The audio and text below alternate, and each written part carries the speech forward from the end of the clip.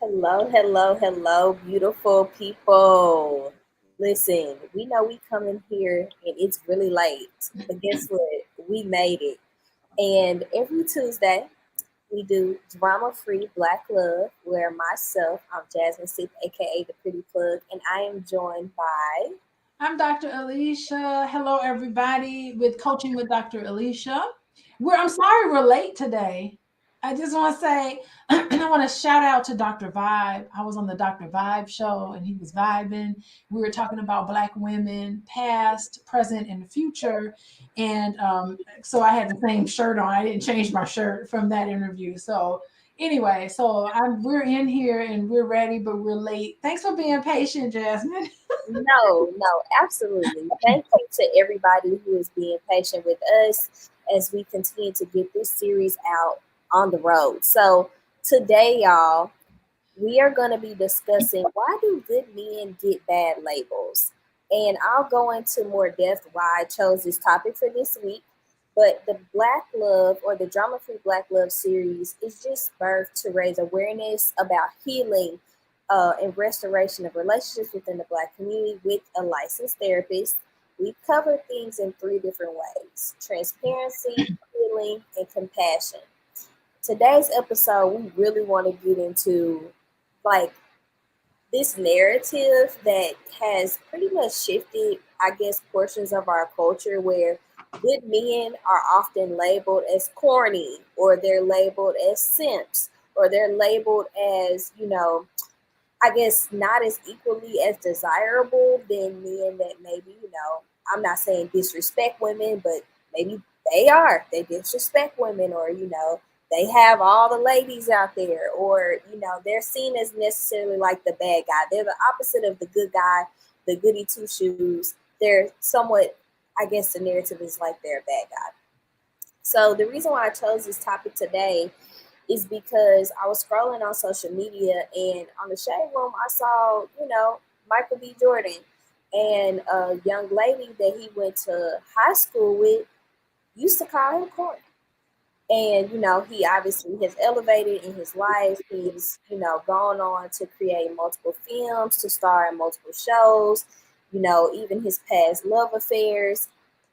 He is not seen as corny to the multitude. I'm pretty sure any woman would want to be under Michael B. Jordan's arms. And he really told her, he was like, "Hey, like, yeah, you trying to interview me, but you used to call me corny." And that really sparked a narrative in the conversation across the internet, because then it went on to Russell Wilson. He's being called a simp, or he's called corny. And then you have the opposite of those men, where it's like the Futures of the world, or the Diddy's of the world, where they are somewhat praised almost about the way that they treat women. So I wanted to start off talking about why why do we have labels on actual healthy people or healthy love? Like, why does healthiness get a bad rep, Dr. Alicia?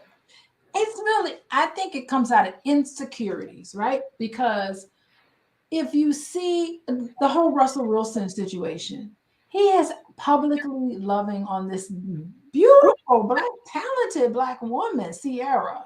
She's beautiful, talented, birthed his children, they're married to each other, and he's kind to her. She seems to be kind to him. Why would that be considered corny or a simp? Because you're nice to somebody. How twisted is your mind in the way you think about things that a black woman isn't deserving of nice words being said to her? She's the mother of his children, supporting and raising them. Yeah. And I just think it's just sick. And I think it comes from someone who could look at that scenario and to try to label it as something derogatory is coming from a place of insecurity, because you probably don't feel good enough to say that about a black woman. And when you see someone else who does, probably threatening of your manhood, you tend to put it down and put a label on it. That's how I see stuff like that. So when you see men praise other men, or when you see people praise people that almost disrespect, they're not practicing healthy loving and dating practices, you're just like, man, this is just part of insecurities. Like you're following the narrative, or you're following the notion that by me doing the complete opposite of what it takes to be kind, I'm actually insecure. And where do insecurities come from, and how can we navigate away from being insecure? Like, how does one actually work on not being so insecure that way? I think insecurities come from a lack of self-worth. Mm. No, it's like I'm worthy. Yeah, you should be loving on me in a healthy way. It doesn't need to be toxic. It could be something that's nurturing. It could be something that's we could have a relationship where we're thriving together, and I deserve that, and you deserve that. The best of you. I'm bringing out the best of you. You're bringing out the best of me. You got to believe that the best of you is in there. And there's so many people who are insecure who aren't man enough to do some of those things, or aren't women enough to actually love on her man, in the way that's healthy, in the way that's healthy. And so that's where it comes from, a lack of self-worth. You are worthy of these things. Remember, you are lovable. Lovable people who feel like they're lovable, that they themselves are lovable, and that their purpose in life is to love on other people. They feel good about things like that. It's sick. Yes, and I Mhm. wonder, does it take more courage to love from a healthy place with no drama, with no toxic, versus to love from a place where there's all these problems and there's all these, like, you cheating on me, you doing this, it's, you got multiple different things going on. Like, do you think it takes more confidence to love in a healthy way than it does in an unhealthy way? Yeah, I mean, the courageousness that you're talking about, you have to be comfortable with yourself enough where you can let down your guards and really let yourself be seen by somebody. Mm. It's so funny because you have to live in a place where you're just comfortable being transparent. Of course, you're not going to be the same everywhere you go. But in the moment, like in this moment, Jasmine, I'm sitting here talking to you. You can ask me any question, you will get a true. I'm not going to cover anything else. I'm going Yeah, to share my story related to whatever topic it is, and I'm comfortable with who I am, and I'm comfortable with my faults.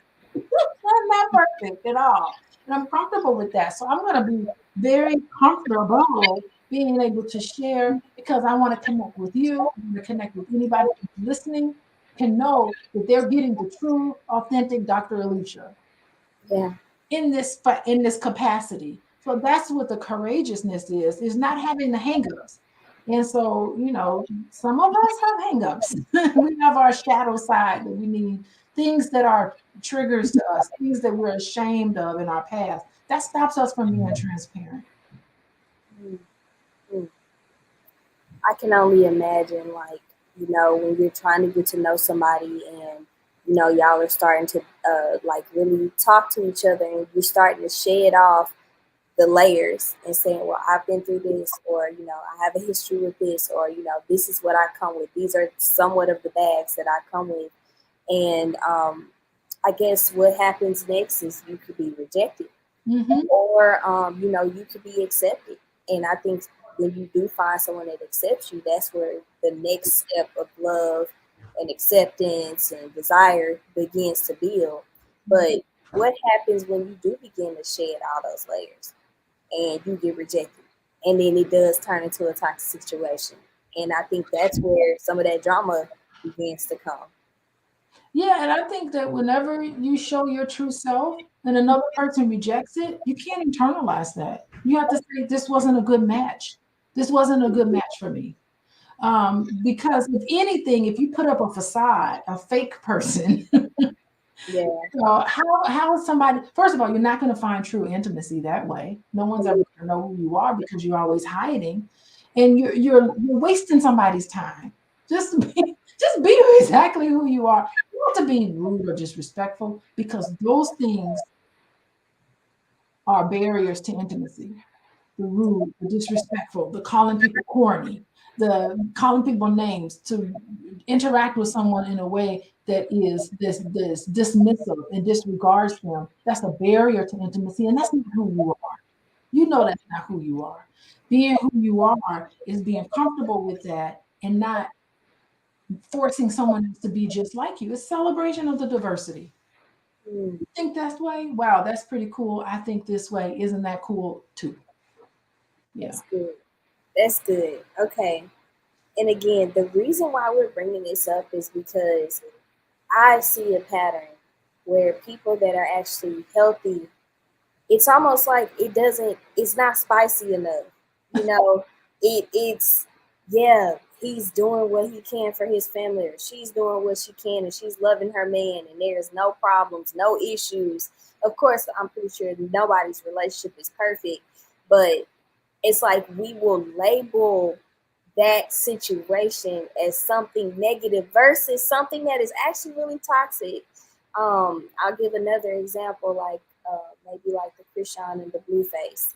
That relationship overall, it's almost like they're celebrated for the amount of drama that they put on the internet, on the media. They're celebrated. People follow that. People are drawn to that versus like actual healthy things. And I'm guessing it's because we live in a reality based culture where things that are more entertaining is what fulfills us. And then we perpetuate this and then we bring it into our actual lives, you know. And actually, we do need the healthy, we don't need the toxic. But what people are drawn to the masses are the things that are not healthy and that are toxic. Yeah, I would have to say if they did a reality show, I would be watching it. I'm sorry. There you can't turn away from them because in the midst of their whole toxicity and she's got all this trauma and he's got all this trauma. There's some raw love between them. Have you noticed it? It is so dysfunctional. I would love to have them as a client, you know. Yeah. Yeah, it is so dysfunctional, but there is some raw love and passion between the two of them. And seriously, it's so interesting because when they go live, it's like like there's so many people tuning into them because it is never boring between them two. I tell you, it is a fact. They could be sitting at a restaurant. Did you see that when they were sitting at a restaurant just eating? And it was just really fascinating, the two of them, how they are with each other. Um, but one thing I will say, as you were talking, what I thought about was when you do let your guard down and you start sharing appropriately. I mean, you don't want to be a total open book, but in the moment when you share things, I think so many of us use our background and things that we share that are vulnerable about ourselves. When you hear that, I think so many of us use that as a weapon against another person. And I think it shouldn't be. I think it should be used to show compassion toward that person and the things that they've gone through, um, instead of used as a weapon. So that's one thing I talk to my couples about. When they do let their guards down and they're trying to open up to you, don't take that information and make it damaging so they'll never share with you ever again. Yeah. Make it as a form of compassion. So I will say that, but yeah, the two of them, that couple, who is it? Krishan, what's her name? I don't even know that name. Blueface. Blueface, yeah. Blueface and Krishan, I mean, they are a train wreck. And watching it, you're just like, what's going to happen next? Because did you see the video when they were fighting in the street and stuff? Like, that is. It was definitely not something that I was just like, wow, like this is really I happening. mean, someone needed to separate them and get them to there was just no adult around at all, Yeah. mature adult. But how many people, let's take the celebrity out on our natural Facebook feed, or like your cousins or your uncle or your family, we all know that one relationship that's just not like they together, but you like, I don't know what's keeping y'all together. I don't know what's keeping this bond together because it's not healthy. Mm-hmm. It's not healthy for everybody. And hey, Sharice, how you doing? She joined. So it's just like it's not healthy, but again, no one's labeling it corny. No one's labeling it simp. They're not labeling those activities with something negative. They're just, I guess it's just the way it is. I guess, that's just their relationship. Nobody is giving those people that type of label, but people that are literally doing the opposite, meaning they are doing their best to love, to keep their family together. You know, even with Michael being the last relationship, I don't think that people have said bad words. You know, next thing you know, he's being called corny. Why is like it's just so challenging to me in my mind on how we don't label the real corny stuff corny. Yeah, God, I mean, that is really insightful, Jasmine. I have to tell you because so what you're saying is that when we see healthy relationships, we're gonna label it corny and boring and stupid. But when we see stuff that's toxic, that's destructive and psychologically damaging, we see that as fun and exciting, and we don't have a negative label for that. But when we see something that's healthy, we don't even recognize or internalize that no, this is how relationships are supposed to be. Right. Wow. Absolutely. Exactly. Because I do think, you know, obviously the comments are always going to be like 50-50, but majority of the people that'll say, you know, I don't know why Russell gets talked down on, or why are certain men, the good guys, why are they being talked down? I think I was scrolling today and he was like, I'll take if it's a gentleman that is not as cute, but he treat me right, he has good morals, good values. I want that one versus like the super fine dude that, you know, maybe outside, maybe in these streets. You know what I'm saying? So it's just like, to what new labels can we give healthy love or healthy relationships or healthy men and healthy women? What new labels can we actually use versus the polarized or the more verbal ones that say it? Gosh, it's I don't know. That's a good one. Like mature love, maturity, adult.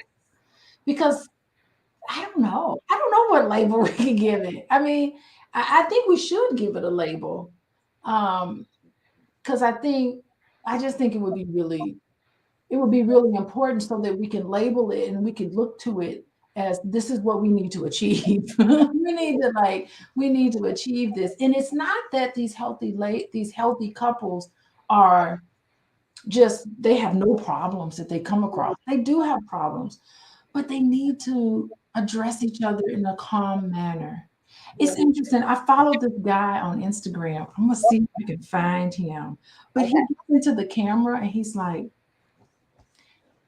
"Hello, everyone. How are you?" He's peace, calm, and, and connected, and like he just talks very freely, and you can tell that he's patient and he listens, and he talks slowly and he explains things very well and he's respectful. You could tell in that. And I remember looking at it, I'm like, I'm gonna remix his video and I'm gonna wish all my couples can talk to each other like what that way. That's good. Because I mean, think about like Married at First Sight.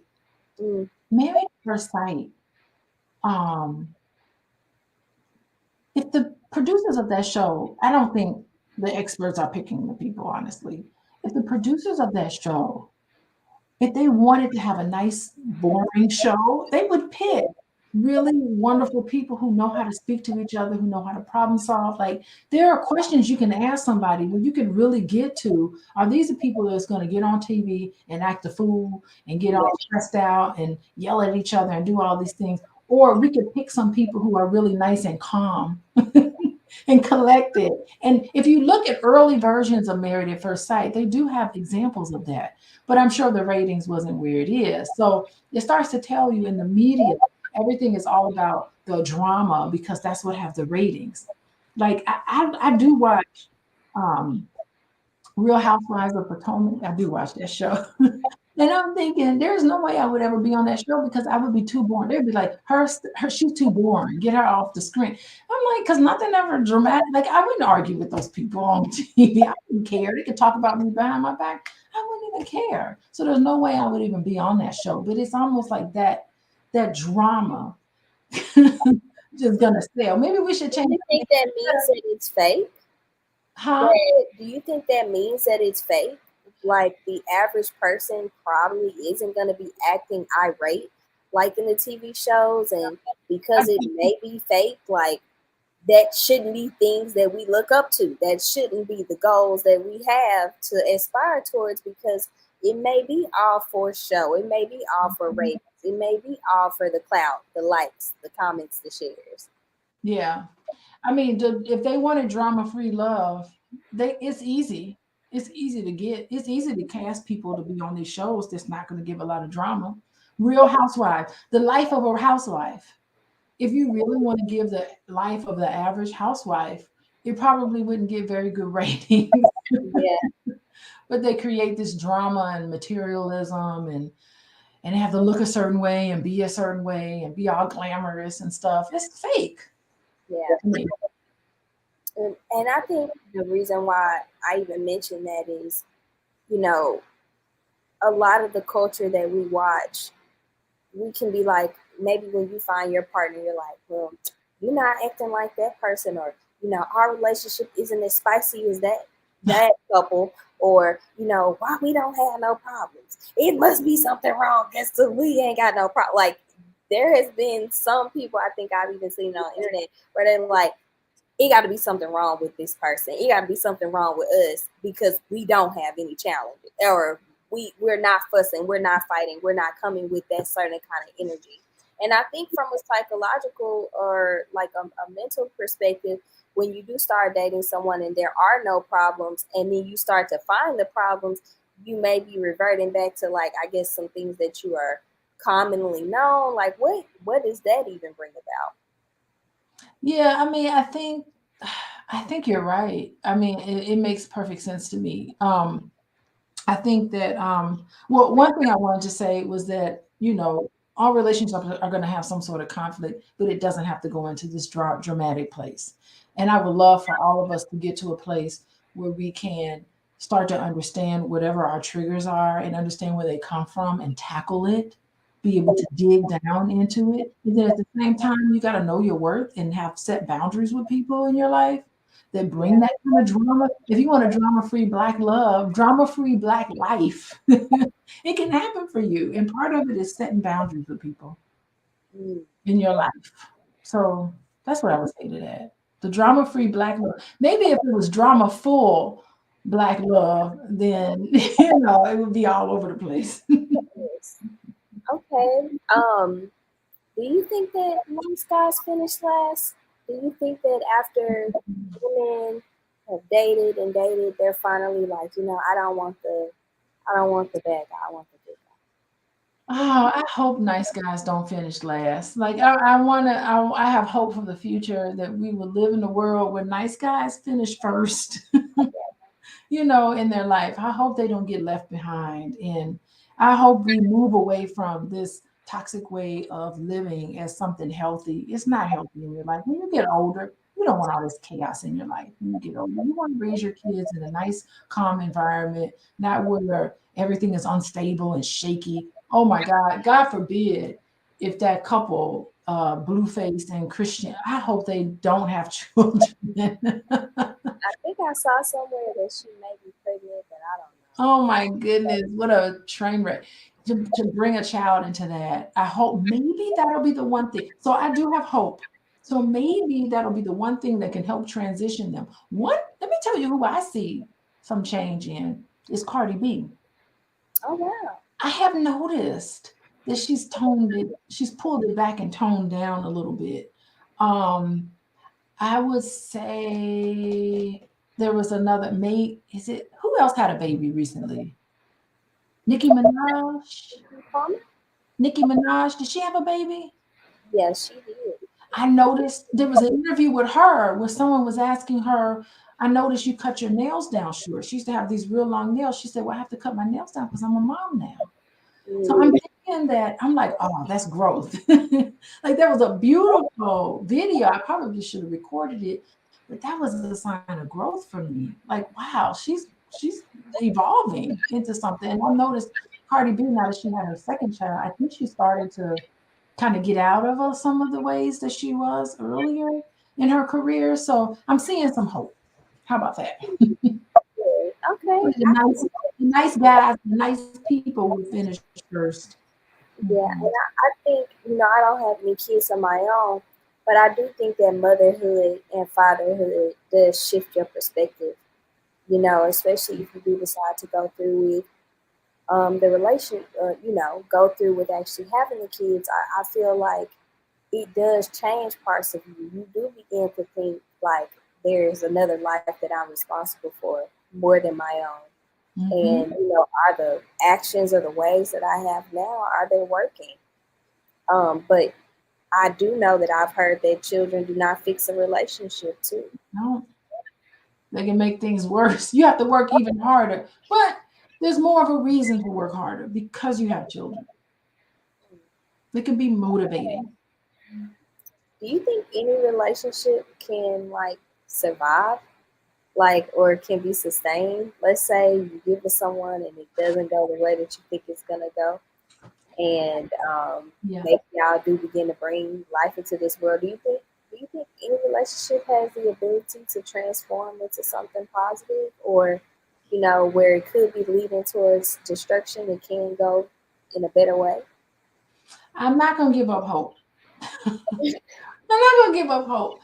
I don't I do think there's always hope for a relationship, but I'm definitely when relationships dissolve, I'm definitely not too sad about it as long as you have some insight into why, what happened and why.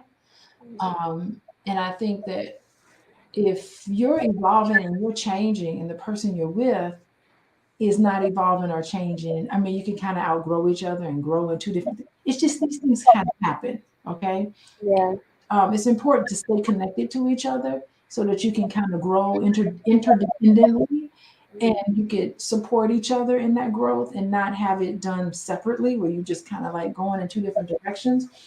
And sometimes relationships do have an expiration date, yeah, unfortunately. yeah. That's I good. don't know. That's good. We take a leap of faith. We go for it anyway. We take a leap of faith.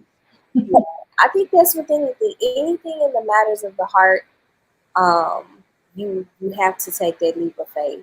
I don't know if anybody has any questions for us that's tuned in. I don't know if y'all are enjoying the conversation, but really, Dr. Alicia and I, this talk was just about, why do good men get bad labels? Why are healthy things seen as somewhat negative? Like, if you can call a man that literally does nothing but positive in our eyes for what we can see and find negative in it, I feel like, our culture just really does dive into negative, like we feed off of negativity.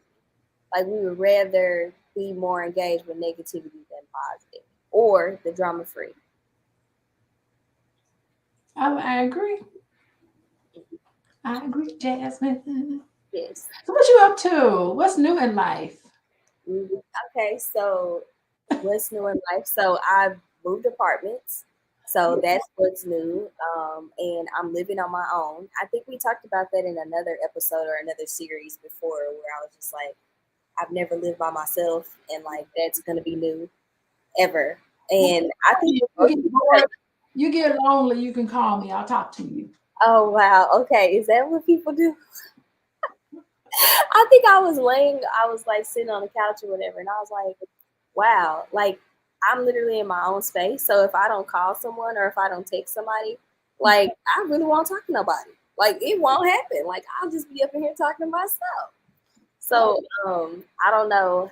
Have you ever lived alone, Dr. Alicia? Yes, yes, I did. I enjoyed it.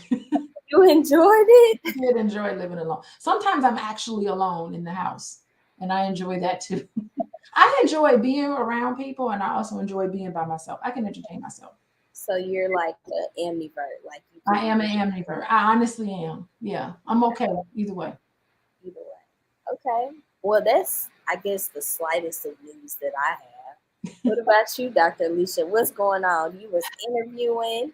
I What had are you doing interviews. It's today? been busy. I had a busy evening, busy afternoon, and I got to go upstairs and make sure the kids are in the bed and they're not on their phones because they got to wake up early in the morning to go to work. So that's what I'm about. The children. I'm a wife and a mother, and a therapist and a professor, and I'm doing all of those 4 things at the same time.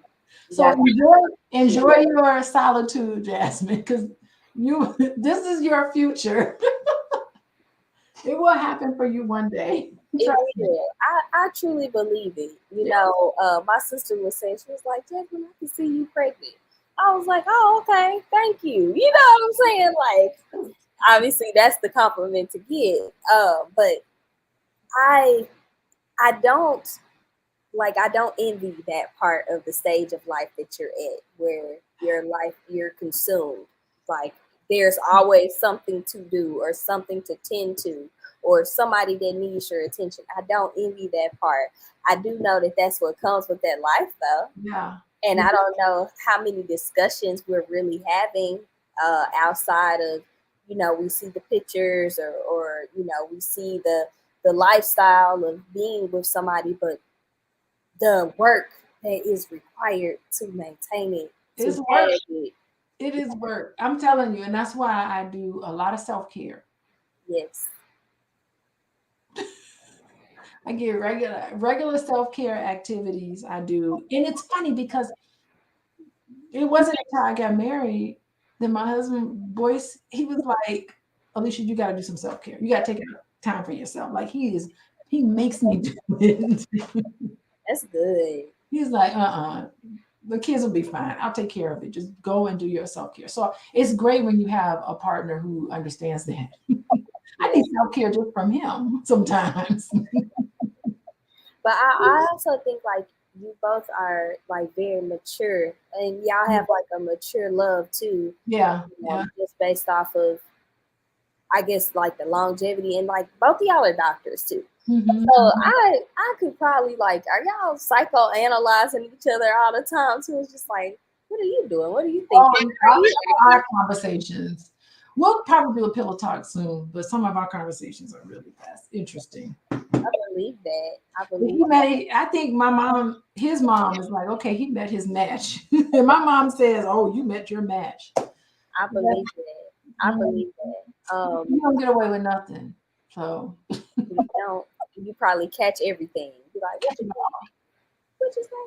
I catch everything. So I guess if you're gonna be watching the replay, you guys, we have just been talking about the labels that people get based off of their behaviors, both good and bad. We called it why do good men get bad labels? But I would love anybody's input in the comments, in the chats, if to tell us what you would like to see more of, what conversations you would like to hear from us, how you would like for us to continue the narrative of bringing positive, yes, drama-free Black love, healthy, what that looks like, how to get it, how to achieve it, how to derive there from the lens of not only a licensed therapist, but you know, just somebody that's growing and learning in the process.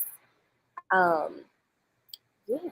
So I don't have any other things on this particular topic. I don't know, Dr. Alicia, do you have anything else? I'm good. I'm good. I will see you next Tuesday. Yes. We started a little late today, you guys. Sorry. But I promise you we will be back on time. I think we meet at minimum 8 o'clock, 7:30 and 8. Between those two times, y'all have attended another episode of Drama Free Black Love. And we will be talking to y'all next week. I hope y'all have a beautiful evening.